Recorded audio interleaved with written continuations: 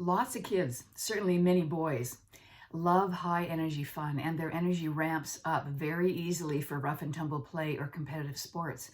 But these very same kids can have great difficulty ramping down their energy.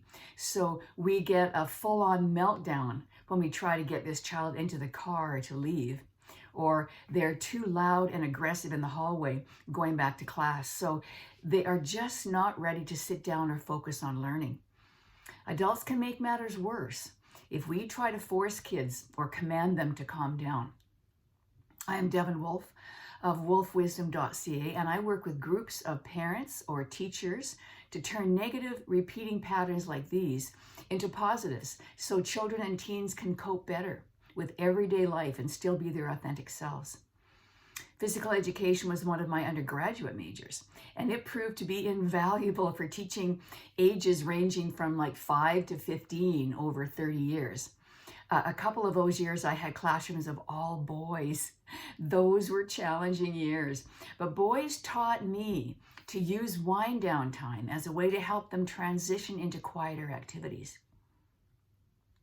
In fact, most children and teens who are high energy will be disciplined by adults more often than necessary, unless adults use some wind down time to transition. So let me explain the most important parts of wind down time. Wind down must bring down the heart rate and relax the mind. Plus, wind down won't be successful unless it is progressive, so we have to go step by step. Getting ready can take 2 steps. So first, we notice which kids need a few extra laps, or better yet, wind sprints to drain their energy, because these kids are not ready at all. Then we're going to notice which kids are ready to stop, drop, and give us 5 push-ups, or maybe partner sit-ups, or even yoga, down dog and up dog repeatedly, because this second group of kids is a bit more ready to start winding down.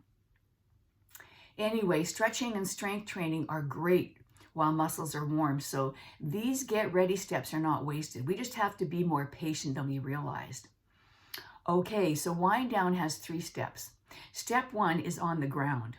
Everyone's on their back for stretching, and you can do like a spinal twist, you can do knee hugging crunches or full stretch log rolls, whatever. The idea is kids are still moving, but starting to listen to you and show a bit more control. Step 2 is sitting up for yoga meditation pose and balloon breathing. So fill the lungs fully like a balloon, then blow all the air out. And you do this several times.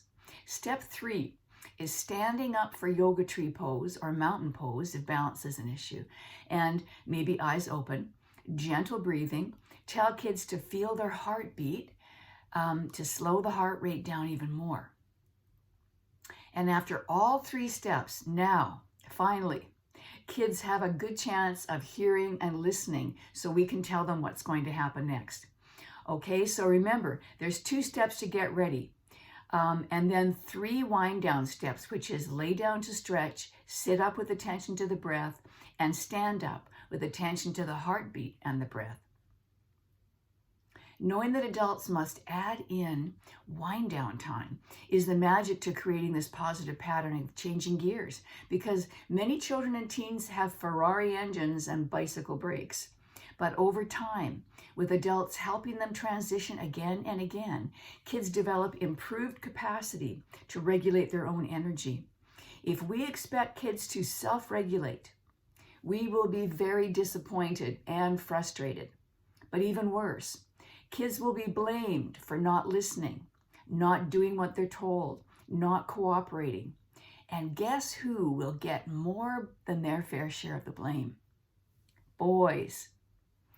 Blaming feels like shaming, which damages relationships and impairs emotional development, making it harder for them to trust us and be cooperative. So we're actually working against ourselves unless we turn that negative pattern into a positive pattern.